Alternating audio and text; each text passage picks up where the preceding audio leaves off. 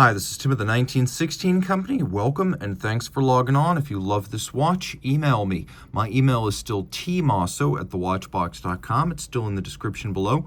Your purchase and pricing email question line for buying this or any watch you see on any of our platforms. Please reach out to me directly. I am still tmosso@thewatchbox.com for pricing. Today, we're discussing a model that launched in 1991 and was made through 2004. First, as the reference you see here, the Chronograph 47101, and then after 1999 is the 47111. The main difference between the two of them is going to be that this earlier variant features the snap caseback, whereas the post-1999 47111 features a caseback fixed in place by screws. That settled, this example is from the early part of production, from roughly 1991 to 1995, judging by the older hallmarks on it. It was part of the Vacheron Constantin Historiques line, and technically this is the Historiques Chronograph 47101, inspired by the historic Vacheron 4178 chronograph. It's now approximately 1,000 to 1,300 of these were made in yellow gold over that decade plus of production, so they are scarce watches. At 37 millimeters, it's a wonderful size for a dress watch in yellow gold, 11.5 millimeters thick from lug tip to lug tip, 43.7 millimeters with an 18 millimeter spacing between the lugs. Throw it on my wrist.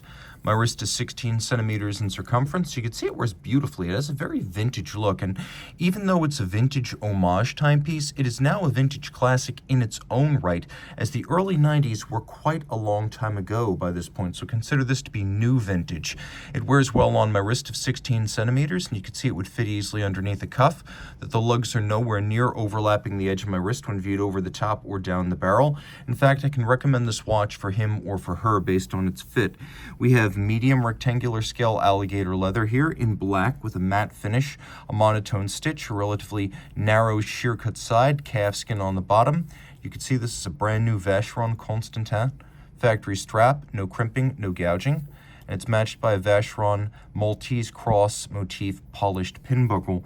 The case design is beautiful, and it draws heavily on the flared lugs of the original 4178. You can see that these are welded on, a very laborious and old-fashioned construction method that today represents the finest cases made, but fewer and fewer every year, as this is a laborious process to create a case, but gives you that dramatic break between lug and case band.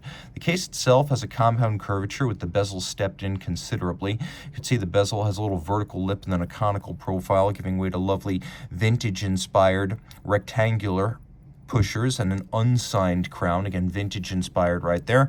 The dial featuring the tachymeter printed on the dial, another mid-20th century element. After the 1950s, generally tachymeters tended to be printed on the bezels of chronographs. You can use the tachymeter with the chronograph to gauge the speed of an object, such as a race car across a kilometer, and the column wheel action of the chronograph movement is outstanding. Now you can see this is a Sigma dial. It has the a priori marks, a symbol created by a Swiss precious metal trade organization in the early 70s, and they encouraged watchmakers to use it on dials that incorporated pieces of gold. So the gold in this instance, the hands, the indices, as well as the numerals and the Vacheron logo are made of solid 18-karat yellow gold. The dial is opaline or frosted, so a very lightly frosted metallic, not the bright, thoroughly grained sunburst that has strong directional brushing. This is more of a very finely media blasted profile, a matte, if you will. Opaline is what that is called. You can see we have polished chaptering surrounding countersunk sub-registers, which feature blackened leaf-style hands.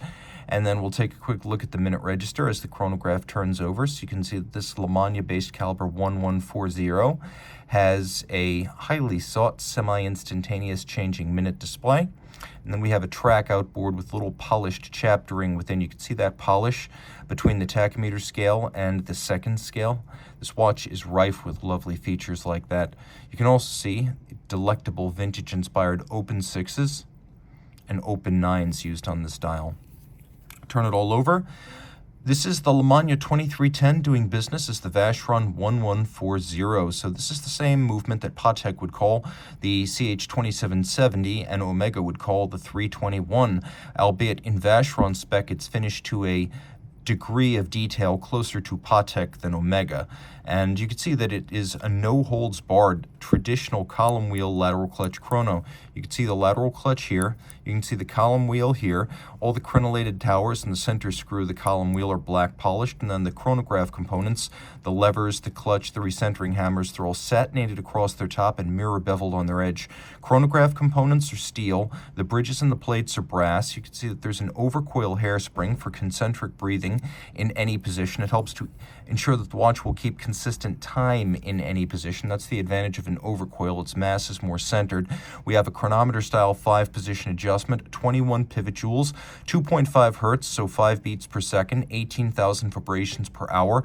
And if you look very closely, you can see it adjacent to the curb pins, there's a little gold-colored rod sticking out, or gold-colored needle sticking out.